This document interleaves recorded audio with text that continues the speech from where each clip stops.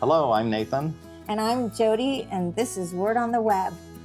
All right, I'm really excited for today's topic because it's in the news and it's perfect for us to talk about today. Because we're newsworthy. Because we're newsworthy. All right, so I've been a longtime supporter of Interfaith, but I haven't worked directly with Interfaith except for a few months. Yep. So when I now socialize among my circle of friends, everybody wants to know what's going on because we're in the news. We are. And there's some, I think what I've come to understand, being closer to the real story, is that there's a lot of misconception. There's some confusion around. I just had a weekend with a family gathering and friends and neighbors, and a lot of people ask me, so what's going on? There's the Idaho Supreme Court's involved, there's planning and zoning, there's Boise City Council. Yeah. Can you take us back and kind of treat me like I know nothing? This will be really helpful because I think it's been confusing for everyone because it touches so many things in different ways. And I'd like to think of it that Interfaith Sanctuary is pioneering kind of a project that has not been known to the systems before. And so it has revealed some very real complications. Okay. And due to the amazing, brilliant support we have, they have helped us to navigate what might be perceived by the public as like, boy, they're screwing up. Like they don't know what they're doing, but that's not what this is. It is a system that wasn't ready for this project. And now we're building, it's like the building blocks of like how you do this project in a city like Boise, Idaho. So that's where we should be proud. Yeah. And a little tired.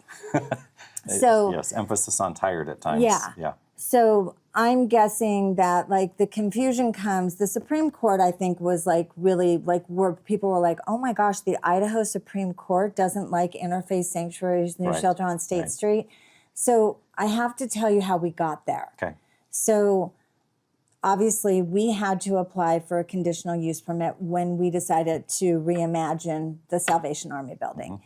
And the way that you do that is there's a whole process. And that process involves writing an application and doing some neighborhood meetings. And then the first step is being heard by planning and zoning. And so that became like the first recognition of like, wow, there's going to be a lot of conversation around this particular project. And this is not just overwhelming for interfaith and supporters, also for the planning and zoning commissioners. Because this is a project that, it's a building that does many things for a group of people. And so by the end of that process, P&Z just did not feel equipped to be able to approve the application or put conditions on that application that would make it easier for them to approve. So really what they had to do is they had to kind of punt it.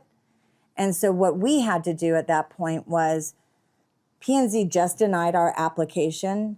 We now have to go to City Council and appeal that decision.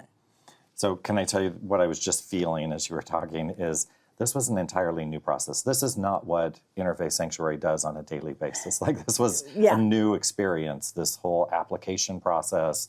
And it feels like it also, when it reached planning and zoning, it was new for them.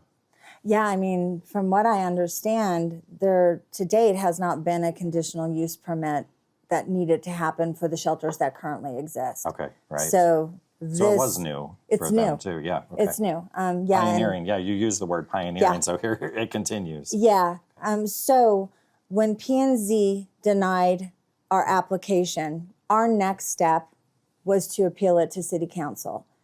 So we did. Okay. We went in front of City Council, again had a very long hearing, a few nights in a row.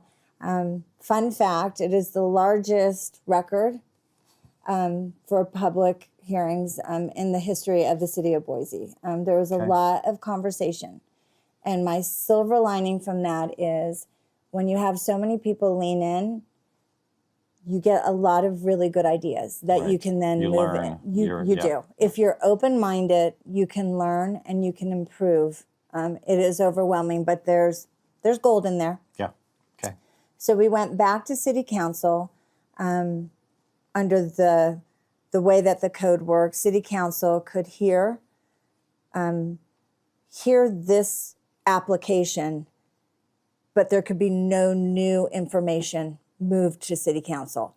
So the only- record had okay. to move. So whoever had spoken, testified at the planning and zoning hearing, that could be moved to city council. Only that information, Only only that. that testimony. Exactly. Okay. Yeah. So you're working with the same body of people, and so Information. and so that means that city council is going to make a decision on the same information Yeah. that P and Z Yeah. made a okay. decision on. Yeah. But what they felt like they could do was they understood maybe a bigger picture of like shelter, security, like they know what homeless services look like within their community. And so they felt like they could lean in, listen to the feedback, and condition the application, meaning they could put things in place that should assure the project would be as little impact as possible in the neighborhood. Security would be a Right. big deal, sound and things like that. All of that would be considered. So if you do these, then Then you're going to get you- occupancy at okay. the end of this. Right.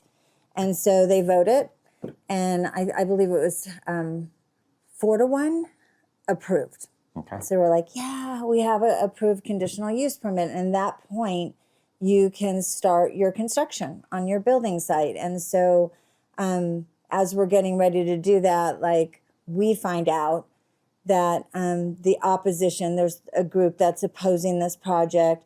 They've actually filed a suit against the city of Boise in the 4th District Court. This does not stay our application or anything. So this is kind of like, we see this happening out here, but we're still fundraising, we're still building. We have an active conditional use Right. permit. So, and we are able to fundraise. So when the 4th District hearing happens, it is a case against the city of Boise regarding Interfaith Sanctuary's conditional use application. Right. Process, not project, but process. Right. Does that make Yeah. sense? And not a suit against Interfaith as an organization. Correct. It was against the city of Boise due to the Due to what the opposition believed was the error right. and the way in which city council overturned the denial. It's complicated. It's so complicated. I've learned Yeah. so much. So that 4th District Court ruling was like, we side with the city of Boise. We're good. We're going to just let this thing roll ahead. Okay. We're like, phew, yay. Keep building, keep fundraising, Yeah. keep doing the work at the shelters. And then we are notified that we have now, the city of Boise has now been sued to the Idaho Supreme Court in regards to the belief that there was procedural error Okay. with city of Boise overturning the denial.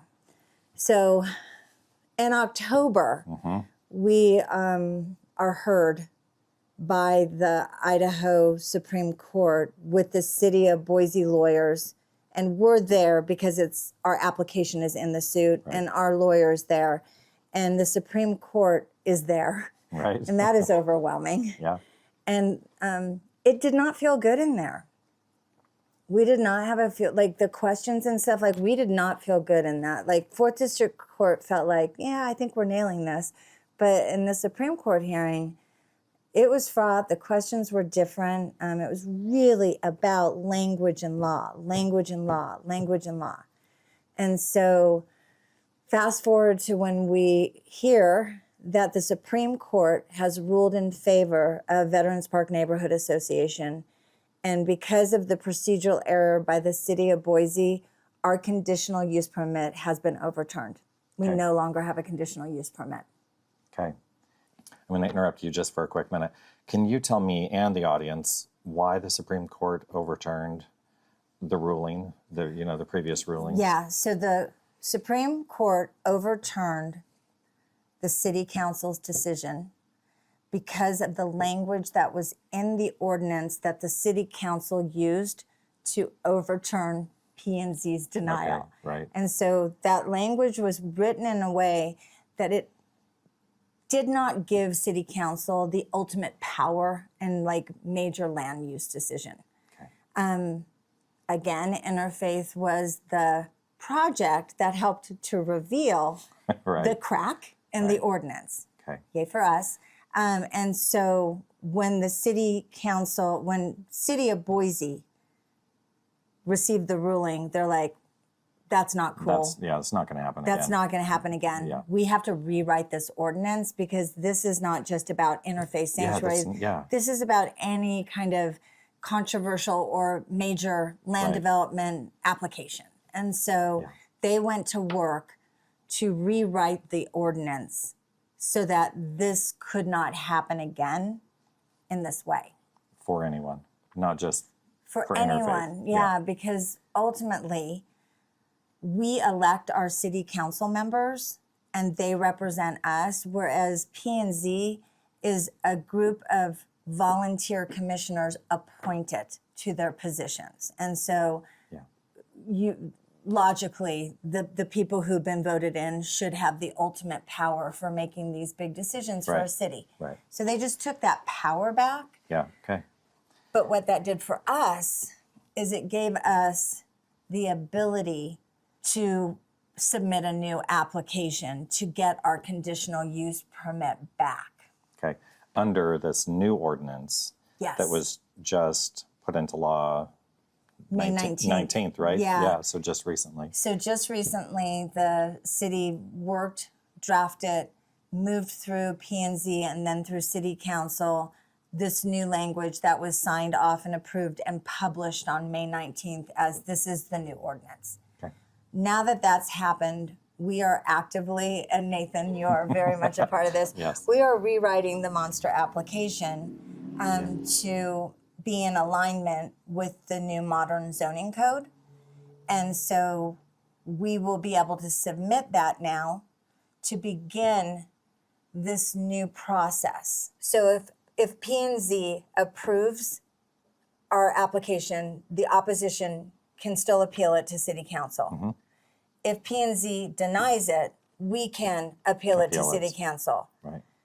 What happened before was the same record had to go from P&Z to city council. No new testimony, no Right. new evidence. So Right. it had to be measured. P&Z ultimately was supposed to have the same argument as city council. They're supposed to balance that. And then if they think they're going to overturn this, they have to have a very good reason why. They have to show procedural error. Yeah. And in their writing to overturn our denial, that was not evident to the Supreme Court. The new ordinance now says de novo. Yeah. This is a whole new record. New So we're record, not new- looking at okay. subjective, you heard it one way, you heard Yep. another. Now there's a New whole testimony, new record. new evidence, new. Yeah. Okay. And so that makes They it look cleaner. at it more independently Exactly. Okay. Exactly. as an independent body. Yes. Right, They okay. can certainly look at some of the thoughts, but they're Right. going to start from scratch so that they are deliberating on a decision that they have been sitting in. Mm-hmm. And so that is in essence what this ordinance does. Okay. And that is how we get to apply for a conditional use permit on our reimagined shelter on State Street. And that's where we are in this story. That's exactly where we are. We are hoping Preparing, to yeah. submit the application maybe tomorrow. Yeah, that's the plan. That's the plan. If I can figure out how to insert the pictures into the application, I'm working on that right now. But Yeah. it's been a really hard writing couple of weeks. But Yeah. this is a masterpiece. Nathan and I know so much about the new shelter now. It's been a really good exercise. I think it's been incredible for me. Yeah. Because you have lived it for years and years now. Yeah. And me stepping in with a relatively new, fresh perspective can ask questions. And what about this? And I've had a master's class in interfaith sanctuary. Yeah, because And- basically what you do in the application is you write the scope of the project, you define what the building does, but you also have to kind of understand how this building is going to operate and what the security plan is. And we should mention stunning security plan, Yeah.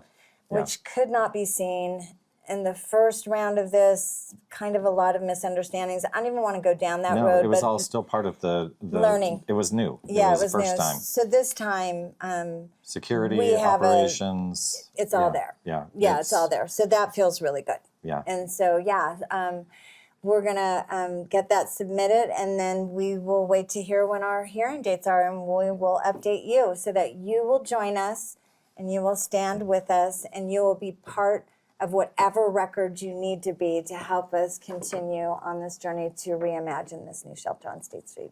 I just realized the best news of this whole podcast episode is that I can just forward it to Yes. friends and neighbors who say, "Now tell me about what's going on with."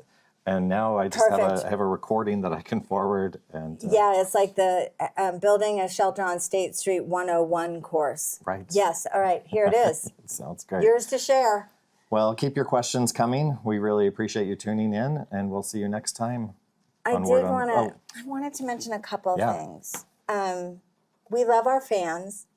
We really do have some. I know we're still young, but I wanted to do a call out to a couple of Oh, people. love it. I want to say hi to Anne in Germany because we've gone international, and I really appreciated her supportive words. And also, I'm not sure if we can name the donor, but I do want to Still recognize. tell the story at Yeah, least. and I think you should tell it because you received it. Okay.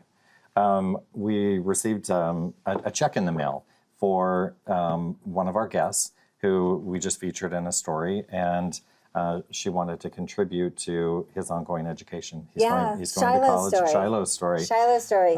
So thank you very much. We really appreciate that kindness. And any other shout outs? No, just Okay. keep your love coming. Yeah, keep your love coming and your questions, and we'll see you next time on Word on the Web. Bye. Bye.